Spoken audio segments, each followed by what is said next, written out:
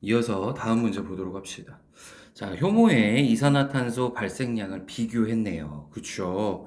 여기서 비교할 때 첫 번째 시험관은 증류수와 효모액만 넣었습니다. 하지만 2, 3, 4, 5는 음료수를 넣었죠. 그러면 여기에서 효모가 들어가 있을 때, 그쵸? 효모가 들어가 있을 때, 이렇게 효모가 들어가 있을 때 음료수 안에 당연히 뭐가 들어가 있냐? 포도당이 들어가 있겠죠. 그래서 그 포도당을 우리가 분해하여서 얼마나 기체가 만들어진지, 여기서 기체가 만들어진 건 우리가 이산화탄소다라고 해줘야겠죠. 그래서 이산화탄소가 4번 시험관에서 제일 많이 만들어졌으니까 여기는 당이 제일 많이 들어있구나 라는 사실 또한 우리가 알 수 있는 것이고, 지금 봤을 때 실험하는 과정이 나와 있죠. 그래서 여기 보면 면관부라는 부분이 있죠. 이 면관부의 높이가 높아졌니 낮아졌니 물어볼 거라는 거예요. 그러면 얘가 이산화탄소가 제일 많이 발생을 했으니까 맨간부의 높이는 가장 낮게 내려갔을 거고요. 여기 같은 경우에는 맨간부에서 더 이상 반응이 일어난 게 아니기 때문에 여기는 높게 유지가 된다라고 가주시면 됩니다. 12번부터 보도록 하겠습니다. 다음은 효모를 이용한 실험 과정이다 라고 했어요. 맨간부에 축적되는 기체는 암모니아가 아니라 이산화탄소가 돼야 되기 때문에 기억선지는 틀린 말. 넣어주던 포도당 용액의 농도가 진할수록 발생하는 기체의 양은 당연히 증가할 수밖에 없는 거겠죠. 우리 아까 전에 앞에서 봤잖아요. 그쵸? 그 다음 디귿선지. 효모가 세포를 많이 진행할수록 맨간부의 수위는 높아지는 게 아니라 낮아지기 때문에 디귿선지는 틀린 말이 됩니다. 13번 보도록 합시다. 다음은 효모의 이산화탄소 방출량을 비교하기 위한 실험이다 라고 했습니다. 이 실험 결과에 대한 설명으로 옳은 거 찾으래요. B에서 지금 보니까 제일 많이 발생을 했고요. C는 조금 발생했고 A가 그 다음입니다. 냉간부석 높이는 이거 반대가 돼야 된다라고 했어요. 따라서 A, C, B 순서입니다. 그래서 기억선지는 틀린 말. 발효관의 에탄올의 농도라고 했어요. 그럼 에탄올의 농도라는 거는 결국 얼마나 많이 얘네가 반응을 했는지를 물어본다라는 거죠. 그렇기 때문에 누가 돼야 되는 겁니까? 얘는 B, C, A 순서가 맞는 말이 된다라는 거고요.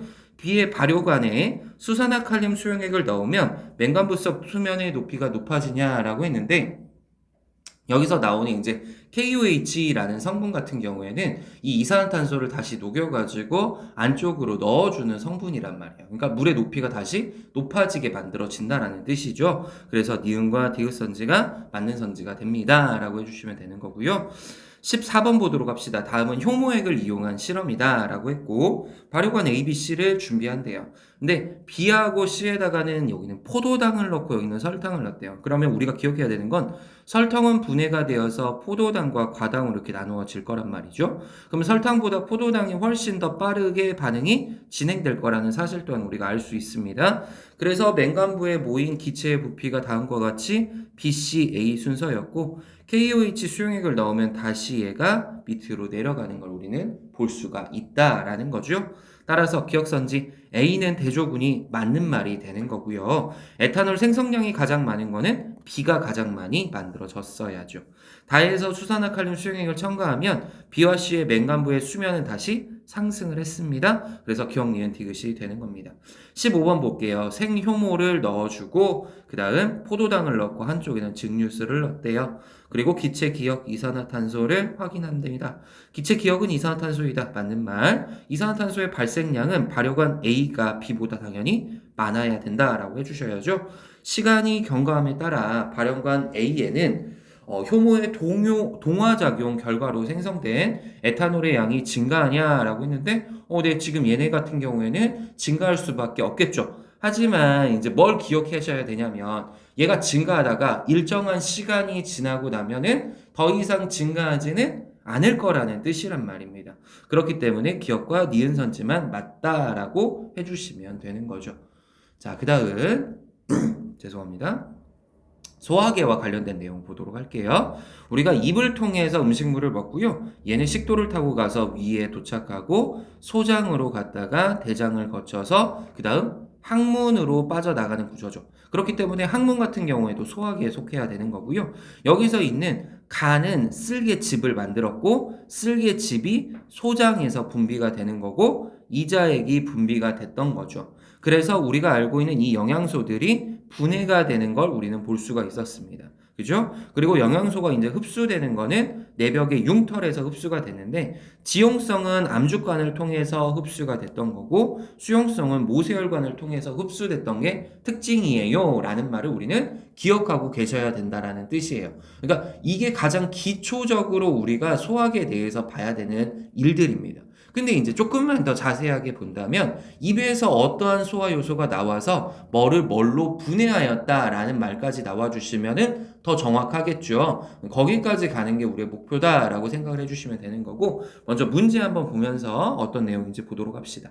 다음은 이과 소장에서 일어나는 소화의 일부이다라고 했어요. 녹말 동아리가 어떻게 됐다라고 했습니까? 잘게 잘렸대요. 그러니까 잘게 잘렸다는 건 무슨 뜻이냐면 내가 입으로 씹었다라는 뜻이에요. 그러니까 입으로 씹는 건 뭐에 해당되냐면 기계적인 소화에 해당된다라는 거를 기억해 주시면 돼요. 기계적인 소화다. 하지만 우리가 소화 효소에 의해서 일어나는 건 뭐라고 하는 거냐면 화학적인 소화다라고 말을 할 거라는 거예요. 그죠? 그러면 나를 지금 보니까 나에서는 이 잘게 잘려진 녹말이 엿당으로 분해가 됐대요. 그럼 이거 입에서 일어나는 일이죠. 입에서 뭐가 일어나서 얘 같은 경우에는 아밀레이스가 작용을 해서 그죠? 그 다음 지방덩어리가 지방 알갱이로 다음과 같이 조금 쪼개졌대요 라고 줬고요. 그리고 나서 그 다음에 지방 알갱이가 지방산과 모노글리세리드로 분해가 됐대요 라고 했어요. 그러면 지방덩어리에서 지방 알갱이가 된 거는 누가 의해? 쓸개즙에 의해 무슨 작용이 일어났어요? 유화작용이 일어났어요 라고 가주시는 거고요. 이건 소장에서 일어났던 일이죠. 그리고 지방 알갱이가 지방산과 모노글리세리드 완전하게 분해할 수 있는 거는 누구 때문이라고 했냐면 이자에서 분비되는 라이페이스라고 하는 소화효소에 의해서 일어난다라고 했습니다.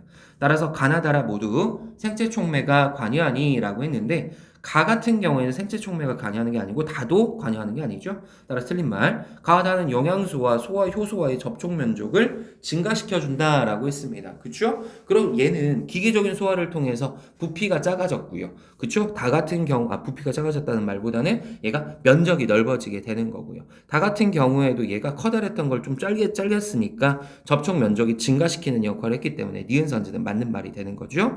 나다라에 관여하는 물질은 모두 이자에서 생성되어 소장에 저장되냐? 나는 아밀레이스이기 때문에 이것도 이자에서 생성은 됩니다. 그리고 라 같은 경우에는 라이페이스는 이제 이자에서 생성이 되는 것도 맞아요. 하지만 쓸개즙은 어디서 만들어졌어요? 가 안에서 만들어졌죠. 그래서 디귿선지는 틀린 말이 되기 때문에 니은선지 하나만 맞는 말이다 라고 정리해 주실 수 있습니다. 17번 그림은 소장 A에서 흡수된 영양소의 이동 경로를 우리가 확인하시오 라고 준 상황입니다. 그렇죠? 자, 그러면 기억선지부터 한번 보도록 할게요. 그린 간은 소장 융털의 모세혈관과 연결되어져 있니? 라고 줬습니다. 그렇죠? 그럼 당연히 얘 같은 경우에는 연결되어져 있죠. 나에는 지방이 이동하냐? 그렇죠? 간으로 그냥 바로 직접적으로 이동하죠? 그러니까 지방이 이동하는 게 맞는 거고요. 소장에서 흡수한 영양소는 최종 심장으로 이동한 후에 온몸으로 공급되는 게 맞는 선지가 되기 때문에 기억, 니은, 디귿이 다 맞다라고 해주시는 게 맞습니다. 18번 보도록 할게요. 그린 간은 소장 융털의 단면을 나타냈다라고 하였고 나는 양분의 이동 경로를 나타냅니다 라고 줬어요. 그리고 나서 여기에 대한 설명으로 옳은 것을 찾으래요 라고 한 상황입니다. 자, 그러면 이제 확인을 해볼게요. 기억선지 모세혈관으로 흡수된 영양소는 비를 통해서 간으로 운반되냐? 죄송합니다. 얘는 맞는 선지가 되는데 우리가 B 같은 경우에는 누구에 해당되는지 이제 알아야죠. 얘는 간문맥에 해당된다라는 사실을 기억하시고요. A 같은 경우에 뭐에 해당돼요? 하대정맥에 해당되죠. 하대정맥. 그 다음 C 같은 경우에는 우리가 림프관에 해당됩니다 라고 가주시면 돼요. 그래서 모세혈관으로 흡수된 영양소는 비를 통해 간문맥을 통해 간으로 운반되는 건 맞는 선지, 수용성 영양소는 C를 통해서 운반이 된다라고 했는데 림프관을 통해서 이동하는 거는 수용성이 아니라 지용성이죠. 따라서 니은선은 틀린 말. 암주관으로 흡수된 영양소는 혈액을 통해서 심장으로 운반이 되냐라고 했는데 이것 또한 맞는 선지가 되는 거겠죠. 따라서 기억과 디귿선지가 죄송합니다. 암주관으로 흡수된 영양소는 혈액을 통해서 되는 게 아니었죠. 우리가 림프관을 통해서 가는 거였는데 죄송합니다. 그래서 디귿선지는 틀린 말이 되기 때문에 기억선지 하나만 맞는 말이다 라고 가주시면 되는 거예요. 자, 그 다음 호흡계가 나옵니다. 호흡계는 코 기관, 기관지, 폐를 통해서 이동하죠. 그러니까 코를 통해서 흡수가 되면 기관을 타고 내려와서 기관지가 이렇게 나누어지고 폐가 양쪽에 이렇게 있는 거죠. 그리고 이 기관지에는 이렇게 다음과 같이 다양하게 이렇게 나누어져 있는 모양들이 있어요. 그러면 그 곳마다 뭐가 존재하냐면 폐포가 이렇게 존재를 하고 있다라는 거죠. 폐포 위쪽을 모세혈관이 다음과 같이 이렇게 둘러싸고 있는 모양으로 나타납니다. 자, 19번 보도록 할게요. 그림은 사람의 폐와 조직에서 일어나는 기체 교환이다. 잘 들어보세요. 폐포가 있죠. 그죠? 그리고 이 주위를 다음과 같이 모세혈관이 둘러싸고 있어요. 그러면 모세혈관에서 이렇게 들어오는 피 같은 경우에는 이산화탄소의 농도가 높았던 거고, 폐포는 산소가 많단 말이에요. 그러니까 폐포는 산소를 다음과 같이 이렇게 주는 거고, 모세혈관에서 이산화탄소가 폐포 쪽으로 들어오니까 나갈 때는 산소의 양이 우리가 증가한다라고 배웠단 말이죠. 그러면 이 과정이 일어날 때 에너지를 사용하냐라는 말이 제일 많이 나오죠. 하지만 산소하고 이산화탄소는요, 크기가 매우 작아요. 산소와 이산화탄소는 크기가 매우 작다. 그렇기 때문에 얘네 같은 경우에는 세포막을 통해서 그냥 바로 직접적으로 수송이 일어날 수밖에 없어요. 그렇기 때문에 얘는 확산 현상이 일어난다라는 말을 기억해 주셔야 되고요. 그럼 반대로 이번엔 모세혈관이 들어가고 그다음 이 주위에 뭐가 있어요? 조직세포가 있다라는 거죠. 근데 조직세포에서는 무슨 일이 일어나는 거예요? 세포 호흡이 일어나는 거예요. 그러니까 이산화탄소의 양이 증가하겠죠? 근데 모세혈관 산소가 많다며요. 그러니까 서로 이번엔 또 교환이 일어난다라는 뜻입니다.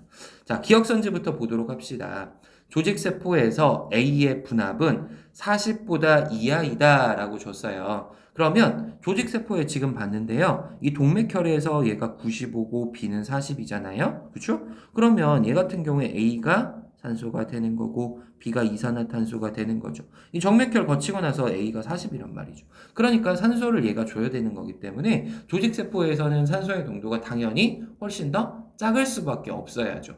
그래야지 얘한테 줄 거잖아요. 확산이 일어나야 되니까. 그쵸? 그렇기 때문에 A의 분압은 40보다 이하이다는 맞는 선지가 되는 거고, 폐에서 B는 이산화탄소죠? 여기 이산화탄소예요. 모세혈관에서 폐포 쪽으로 그쵸 이동을 했어요. 맞는 선지가 되는 거고, 동맥혈하고 정맥혈이라는 건 뭐냐면 산소의 양이 많고 이산화탄소의 양이 많다라고 생각하시면 쉬워요. 그래서 A와 B의 분압이 다른 이유는 조직세포에서 세포호흡이 일어나기 때문이다 라고 했는데 당연히 얘 또한 맞는 선지가 되는 거겠죠. 그래서 기억, 니은, 디귿이 맞다라고 봐주시면 됩니다. 20번입니다. 폐포와 그 단면을 나타냈대요. A와 B는 혈관인데 지금 보니까 혈액이 지금 들어가고 있대요. 그러니까 A 같은 경우에는 뭐에 해당되는 거예요? 폐동맥에 해당되는 거죠. 그리고 얘가 다시 나와요. 폐정맥에 해당이 돼야 된다라는 뜻이겠죠. 그러면 얘는 이산화탄소를 주는 거고 폐포 같은 경우는 산소를 준다라는 뜻이죠. 그래서 A는 폐동맥이 돼야 되니까 틀린 선지. 산소는 기역 방향이 아니라 니은 방향으로, 이산화탄소는 기역 방향으로 확산돼야 되니까 니은 선지는 틀린 말. 심한 운동을 하면 니은 방향으로 단위 시간당 이동한 산소의 양은 당연히 증가될 수밖에 없기 때문에 3번이 맞는 선지가 되는 겁니다. 그리고 물질의 이동과 에너지의 생산인데 그쵸, 음식물을 먹어서 그리고 호흡기에서 다음과 같이 산소를 받아서 조직세포한테 공급을 해주게 되면은 이 조직세포가 뭐가 일어난다고요? 세포호흡이 일어난다고요. 그러면 이산화탄소가 발생하고 물 분자가 발생해서 그것들 바깥으로 나가게 해주는 거고, 다음과 같이 열 에너지가 나가는 거고 일부 에너지가 ADP를 ATP로 합성하는 데 사용이 된다라는 거였습니다. 그래서 그림을 한 번 더 보면서 꼭 생각을 해주세요. 자, 그 다음에 이제 순환계가 나옵니다. 순환계는 심장과 혈관과 혈액에 관련된 이야기가 나온다라는 걸 하나 기억을 해주시고요. 이거는 우리가 아까 전에 앞에서 봤던 내용이에요. 혈액순환을 할 때, 물질 교환을 할 때 어떤 식으로 일어나는지를 봤던 겁니다.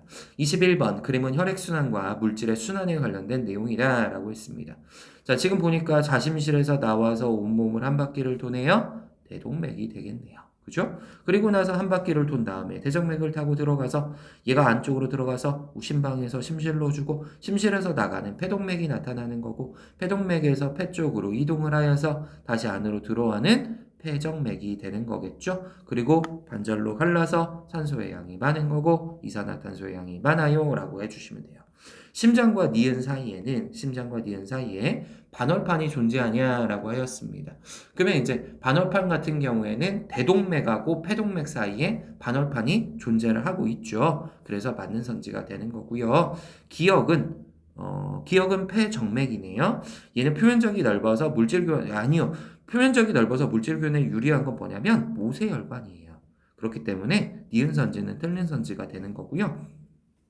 콩팥을 거치는 순환은 가에 포함되어져 있냐라고 했는데 지금 보니까 가가 어디죠? 아, 여기 온몸 순환이죠. 온몸 순환 같은 경우에는 당연히 들어갈 수가 있게 되는 거죠라고 해주면 돼요, 안 돼요? 포함돼야 된다라고 해야 된다고요. 왜? 온몸을 한 바퀴 도는 거니까. 그래서 콩팥 거치는 순환도 일어나는 거예요. A에서 A에는 산소가 많이 포함되어져 있고 B에는 산소가 아니요. B에는 산소가 많이 포함되어져 있고 그 다음 A에는 산소가 적게 포함되어져 있어요 라고 가줘야 되기 때문에 기억선지 하나만 맞는 선지가 된다 라고 가주시면 돼요. 자, 그 다음 22번입니다. 그러면 인체 내에서 물질이 운반되는 과정을 나타냈습니다 라고 했고 폐포에서 순환계 쪽으로 산소를 줘야 되고 반대로 이산화탄소를 주는 거겠죠. 그리고 이건 지질을 지금 나타낸 것 같아요. 기억, 니은, 디귿 모두 순환계를 통해서 운반이 되냐라고 했습니다. 그쵸? 그럼 얘 같은 경우에는 당연히 순환계를 통해서 이동하는 게 맞는 말이 되는 거고요. 순환계에서 니은은 이산화탄소는 주로 혈장, 그쵸? 혈장에 의해서 분비가 운반이 되는 거고 산소 같은 경우에는 뭘 통해서 운반이 되는 거예요? 산소는 헤모글로빈을 통해서 이동이 돼야 되겠죠. 얘는 헤모글로빈. 그 다음 디귿선지 같은 기억은 융털의 상피세포에서 지방으로 재합성되고 순환계로 이게 중요한 선지죠. 융털의 상피세포에서 얘가 다시 지방으로 재합성돼서 어디로 다시 얘가 흡수가 되는 거예요? 암주관으로 흡수가 되는 겁니다. 이거 잘 기억해 주세요. 그래서 다시 순환계로 이동이 된다라는 뜻입니다. 그래서 기억, 니은, 디귿 선지가 맞는 선지가 되는 거고요. 배설계 같은 경우에 이제 콩팥과 오중관과 방광과 요도가 됐다. 그리고 이제 우리가 기억해야 되는 거는 노폐물이 만들어진 이 콩팥에서 가장 작은 단위가 뭐냐라고 한다면 네프론이라고 하는 단위가 있다라는 겁니다. 그래서 사구체, 보먼주머니, 그 다음 세뇨관으로 구성되어져 있다라는 사실을 기억을 해주시고요. 사구체 같은 경우에는 혈액이 서로 뭉쳐져서 만들어진 거고요. 봉원지머지는 이렇게 사구체를 이렇게 둘러싸고 있는 모양이고 세뇨관은 다음과 같이 이렇게 관이 된다라고 하나 기억을 해주시면 됩니다. 그래서 이 주위를 누가 둘러싸고 있냐면 이렇게 모세혈관이 둘러싸고 있는 모양이 나타나요. 라는 것까지 이제 가주시면 돼서 이 그림이다 라고 생각을 하나 해주시면 돼요. 자, 23번 보도록 할게요. 그림은 정상인의 콩팥에 연결된 혈관과 오중관을 나타냈고 자료는 기억, 니은, 디귿인데 각각 오중관과 콩팥 동맥과 콩팥 정맥이래요. 자, 그러면 이제 우리가 생각해야 되는 게 동맥이라는 거는요. 심장에서 나오는 거는 우리가 동맥이라고 했잖아요. 근데 기관으로 들어갈 때가 나머지는 싹 다 동맥이 돼요. 따라서 기억이 콩팥 동맥이 되는 거고요. 그 다음에 거쳐서 나오는 니은이 콩팥 정맥이 되는 거예요. 그리고 디귿 같은 경우에 따로 나오는 거니까 얘는 오중관에 해당된다라고 가주시면 돼요. 그래서 혈액의 단위 부피당 요소량은 기억에서가 니은에서보다 당연히 많고요. 기억에서는 포도당이 있지만 디귿에서는 당연히 포도당이 없습니다. 왜? 포도당은 이제 크기가 작기 때문에 우리가 아까 전에 말했던 어디에서? 사구체에서 봄원 주머니로는 이동을 해요. 근데 세뇨관이 이렇게 딱 있다고 했잖아요. 세뇨관 둘러싸고 이제 모세혈관 사이에서 다시 또 교환이 일어나는데 이 포도당이나 아미노산 같이 내 몸에서 필수적인 요소는 재흡수가 일어나게 됩니다. 따라서 기억은 콩팥 정맥이 아니라 콩팥 동맥이 되니까 틀린 선지가 되는 거고요. 니은은 오중관이 아니라고 했죠. 콩팥 정맥이라고 했단 말이에요. 그러니까 틀린 선지가 되고 디귿은 그래서 오중관을 통해서 이게 콩팥 깔때기거든요. 깔때기에 다음과 같이 뭉쳐졌다가 얘네가 다음과 같이 방광으로 연결이 되는 게 맞는 선지가 되는 겁니다. 25번 그린 간은 양분 흡수 이후 간 문맥과 간 정맥의 혈당량 변화를 나타내고 있다. 그리고 나는 콩팥에서 콩팥 동맥의 혈당량에 따라 포도당이 여과되고 재흡수되는 양을 나타낸 것이다. 가의 그래프를 봤을 때 양분 흡수하고 개시 시간이 3시간 정도 지났을 때 간 문맥은 다음과 같이 이렇게 증가하는 거 우리가 볼 수가 있네요. 그렇죠? 간 정맥 같은 경우에는 조금만 올라가는 걸 볼 수가 있습니다. 그리고 혈당량이 지금 높아짐에 따라서 여과되는 양은 훨씬 더 많다라는 거고 재흡수가 다음과 같이 일어난다라는 겁니다. 자, 기억선지부터 먼저 보도록 할게요. 기억선지에서 콩팥 동맥의 혈당량이 0.6%일 때 자, 여기가 0.6%네요. 그쵸? 이 그래프예요. 포도당의 배설량은 약 300mg이다 라고 했는데 지금 보면 재흡수가 되는 양은 여기까지예요. 그러면 이만큼은 어떻게 돼야 돼요? 바깥으로 나간다라는 거죠. 배설이 된다라는 거죠. 그러니까 얘는 맞는 선지가 되는 거고, 나에 따르면 가와 같은 혈당량 변화를 나타내는 사람은 당뇨병 환자일 가능성이 높냐라고 했는데, 잘 들어보세요. 우리가 일반적으로 정상적인 사람은요, 포도당이 여과가 되면 그게 다 제흡수가 돼야 돼요. 하지만 당뇨병 환자 같은 경우에는 인슐린 분비에 문제가 생겼거나 인슐린을 받아들이는 수용체에 문제가 생겨서 여과가 되더라도 재흡수가 안 됐던 거예요. 그죠? 근데 이게 재흡수가 안 되는 거잖아요. 그쵸? 그러니까 나에 따르면 가와 같은 혈당량 변화를, 이건 가네요. 미안합니다. 나에서 이렇게 됐을 때는 당뇨병 환자의 가능성이 있지만 가와 동일할 경우, 가와 같을 경우, 자, 지금 보니까 양분 흡수가 되는 게 양이 지금 이렇게 쭉 증가를 하고 있잖아요. 그쵸? 그러면 0.15%가 가에서 지금 혈당량이 돼요. 간 정맥에서. 그죠? 그리고 여고된 포도당이 100% 재흡수 되었다라는 뜻이 되는 거죠. 여기서는 100% 재흡수 된 거니까. 그렇죠? 그렇기 때문에 이 사람은 당뇨병 환자가 아닌 거죠. 다시 설명할게요. 잘 들어보세요. 간 정맥에서요. 얘가 0.15%라는 뜻은요. 얘가 다시 모두 다 재흡수가 됐기 때문이라는 뜻인 거예요. 그래서 얘는 당뇨병 환자이면 안 된다라는 거죠. 간문맥에 비해서 간 정맥의 혈당량이 A만큼 낮아진 것은 간에서 글리코젠이 포도당으로 전환된 게 아니라 반대로 바뀐 거죠.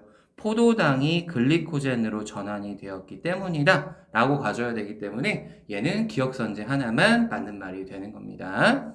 자, 그리고 이제 노폐물의 생성과 이제 배설에서 우리가 봐야 되는 게 얘네들 원소에 따라서 어떻게 되는지를 좀 보고자 합니다. 그래서 처음에 봤을 때 포도당은 CH5로 구성되어져 있고요. 그리고 나 혼자만 따로 하나 만들어졌죠. 그러니까 얘가 누가 되는 거예요? 아미노산이 되는 거죠.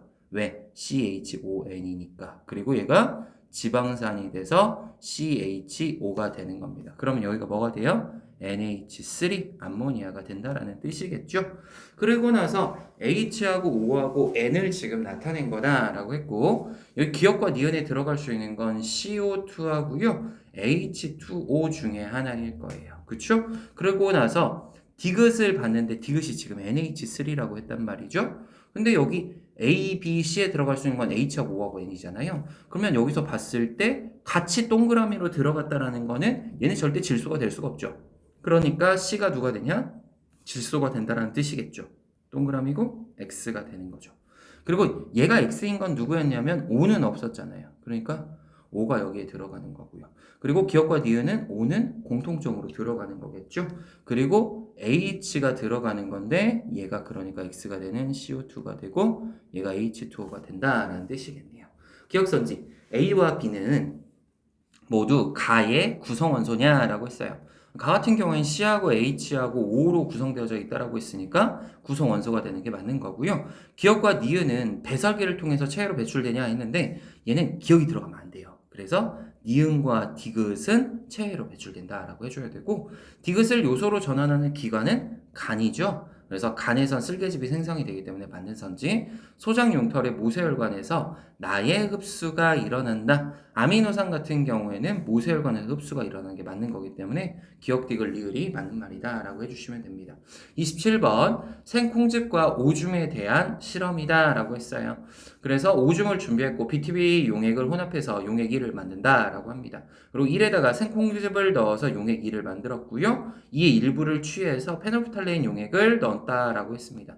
페놀프탈레인 용액 같은 경우에는 무색, 붉은색으로 변화가 되는 게 특징이었고요. BTB 같은 경우에는 노란색, 죄송합니다. 초록색, 파란색이었고, 그 다음에 디귿색을 리트머스 종이라고 했는데, 리트머스 종이에서는 이제 산성과 염기성에서 어떻게 변한다고 했냐면, 산성은 파란색이 무슨 색으로 변화한다? 붉은색으로 변화한다 라고 했었던 거고, 염기성 같은 경우에는 붉은색이 파란색으로 변화한다 라고 했습니다. 자, 일단 용액 1의 색깔을 찾아라 라고 했습니다. 그쵸? 그러면 용액 1의 색 같은 경우에는 이제 초록색이나 연두색 같은 게 들어갈 수 있는 거기 때문에 초록색이 들어갈 수 있고, 라의 결과, 라가 지금 페놀프탈레인 용액이죠? 이거는 우리가 생콩즙을 넣었을 때는 여기에서 요소가, 그쵸? 얘가 다시 암모니아로 분해가 된다고 했습니다. 그러면 암모니아는 우리가 수용액 상태에서 염기성이 된다라고 했기 때문에 얘는 붉은색으로 변하는 거고요. 그래서 니은은 붉은색이 되는 거고 얘는 무슨 색깔이? 붉은 색깔이 파란색으로 변화됐다라는 뜻입니다. 따라서 기억과 니은은 초록색과 파란색이 아니라 초록색과 붉은색이다라고 해줘야 되기 때문에 기억선지는 틀린 말. 실험권과 라의 결과로 디귿의 색깔이 관찰이다. 맞는 말이죠. 붉은색이니까. 니은과 디귿은 같은 색깔이냐. 맞는 선지가 되기 때문에 니은과 디귿 선지가 맞는 말이 되는 것입니다. 자, 다음 보도록 할게요. 드디어 이제 기관계의 통합적 작용이 나오기 시작을 했죠. 이 문제가 훨씬 더 이제 우리한테 빈출돼서 나오는 자료이기 때문에 잘 봐주셔야 돼요. 음식물이 들어가서 소화기에서 소화하고 더 이상 소화가 되지 않는 것들은 바깥으로 내보내죠. 이게 대변이 되는 거고 영양소를 우리가 소화기한테 준 후에 소화기에서는 또 호흡기를 통해 산소를 받는 거죠. 그래서 산소가 들어오고 나가고 그쵸? 그래서 산소가 들어오고 이산화탄소가 나가고 그리고 나서 우리가 더 이상 필요 없는 요소나 물 같은 것들을 배설계를 통해서 오줌을 통해 나가는 거고 조직세포와는 이제 주고받는 그림으로 잘 나타난다라는 거죠. 그래 28번 보도록 합시다. 그림은 사람의 순환계를 모식적으로 나타낸 것이다 라고 했어요. 그리고 A하고 지금 B하고 나타내는데 우리가 폐가 나왔으니까 이렇게 반절로 나눠서 여기는 이산화탄소가 많겠네, 여기는 산소가 많겠네, 이거 하나 기억을 해주시고 그리고 D하고 C하고 지금 나왔고 콩팥이 나왔기 때문에 콩팥을 또 위주로 해서 여기 같은 경우는 요소의 양이 많구나, 여기는 요소의 양이 적겠구나 라는 것도 하나 생각을 해주시고요. 간을 거쳤기 때문에 이제 여기에서는 요소의 양이 증가하겠구나, 이런 것도 이제 우리가 신경 쓸 수가 있습니다. 간에서 혈액의 혈당량이 조절이 되냐라고 했습니다. 그렇죠? 그러면 간에서는 무슨 일이 발생하는지를 우리가 알고 있어야겠네요. 그럼 간에서는 뭐를? 포도당을 글리코젠으로 합성하거나 글리코젠을 포도당으로 분해하는 역할이 여기서 일어난다라고 했단 말이죠. 그러니까 혈당량이 조절되는 게 맞는 선지가 되는 거고 우리가 봤을 때 이산화탄소의 분합분의 산소의 분합이면 누굴 잘 보냐? 위에 있는 분자값을 잘 보시면 돼요. 그래서 A 같은 경우에는 산소의 분합이 낮고요. B는 산소의 분합이 높단 말이죠. 따라서 B가 높은 게 맞는 거기 때문에 니은 선지는 맞는 말. E에는 요소의 양이 적은 동맥혈이냐? 아니요. 동맥혈은 아니고 정맥혈이다 라고 해야죠. 왜? 이산화탄소의 양이 이쪽에서 더 많다라고 했으니까. F는 요소의 양이 많지만 얘는 동맥혈이다 라고 해야겠죠. 그래서 기억과 니은 선지가 맞는 말이다 라고 가주시면 됩니다. 그림은 사람의 혈액순환 경로를 나타냈고 기억, 니은, 디귿은 각각 A, B, C에 연결된 정맥이다. 그리고 각각 간과 폐와 콩팥 중 하나이다 라고 했는데 A 같은 경우에 지금 우리가 폐를 나타낸 거고 B는 간을 나타낸 거고 C는 콩팥을 나타냈다라는 거겠죠.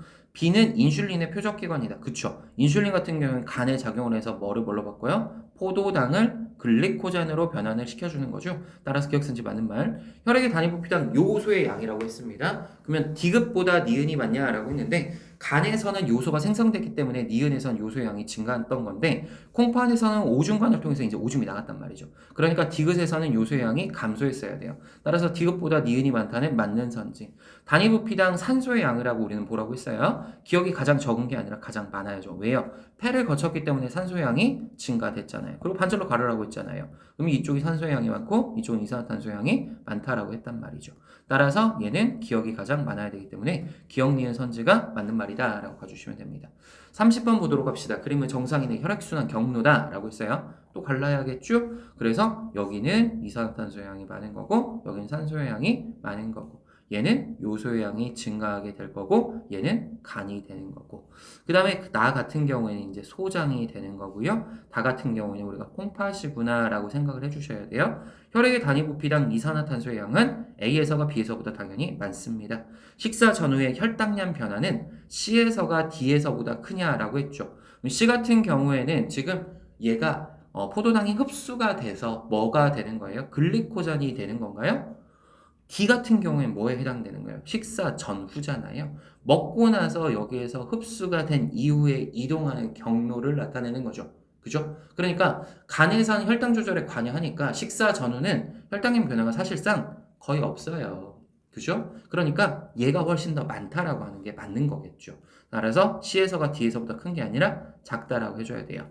암모니아는 다에서 요소로 바뀌냐라고 했는데 암모니아는 다가 아니라 어디에서 간에서 우리가 요소로 바뀌었기 때문이죠. 그래서 간 때문이야가 나오는 거죠. 그 다음 30번을 넘어서 이제 기관계의 통합적 작용인데 언제나 이렇게 가운데에 들어가는 건 누가 들어가냐? 순환계가 들어갑니다.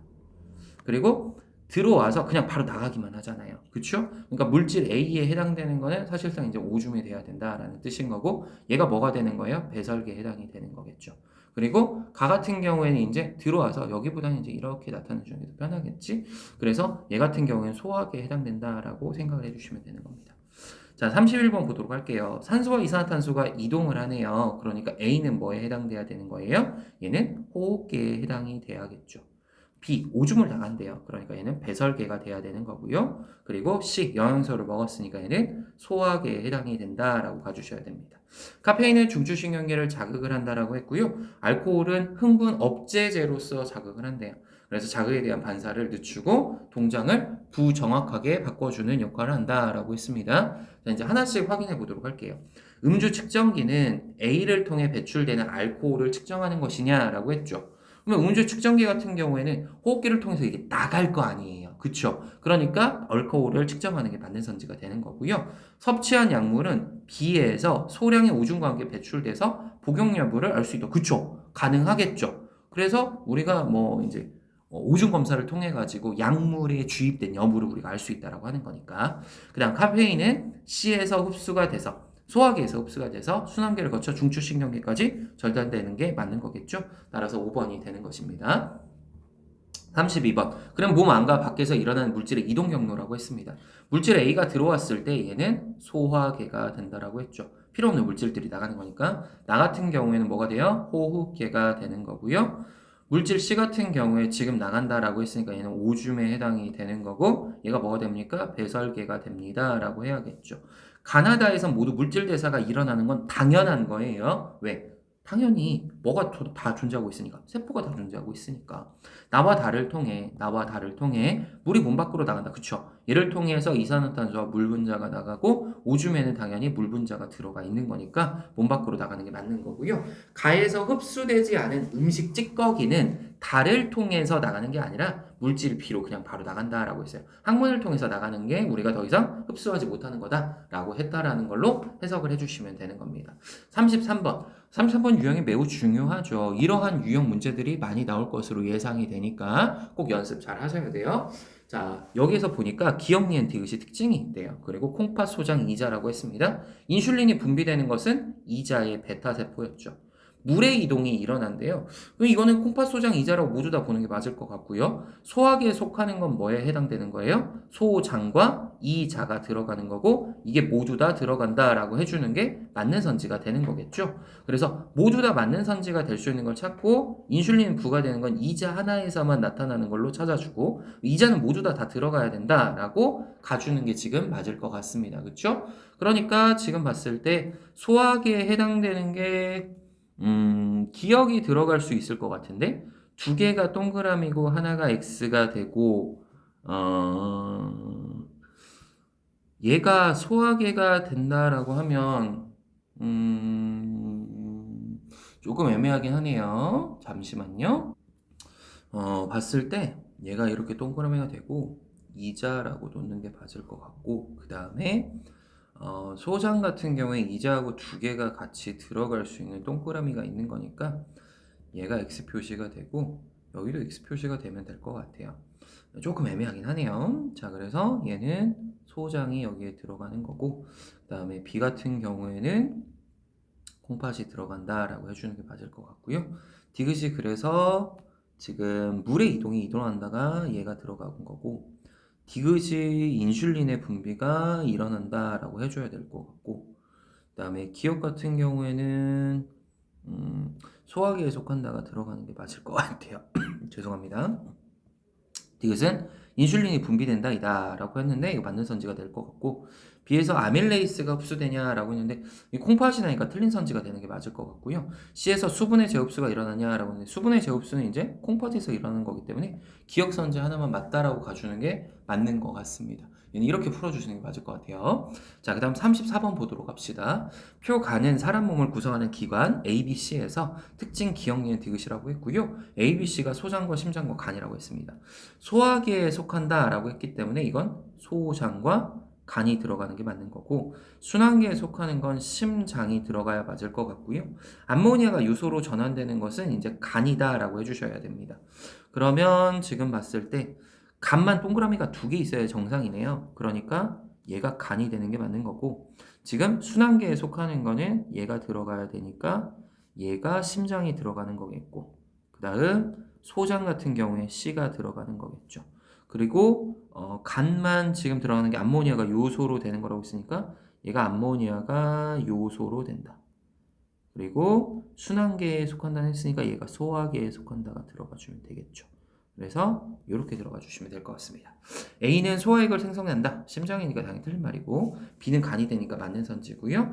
디귿은 순환계에 속한다가 아니기 때문에 디귿 선지 틀려서 3, 4번에는 2번이 맞는 선지가 되는 겁니다.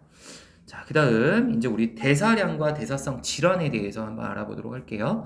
대사량이라는 거는 이제 기초 대사량과 활동 대사량이 있죠. 그래서 기초 대사량이라는 건 기본적으로 필요로 한 거고 활동 대사량이라는 것은 이제 신체 활동에 필요한 에너지야. 쉽게 말해서 우리가 운동을 하거나 아니면은 뭐 TV를 본다든지 아니면 뭔가 활동적인 생산적인 활동을 하는 것 보고 우리는 활동 대사량이라고 해요. 그래서 일일 대사량은 방금 전에 말했던 기초 대사량과 활동 대사량과 그리고 음식물 이용을 위한 에너지 소비량까지 합쳐서 우리가 일일 대사량이라고 한다라는 거를 기억을 해주시고요.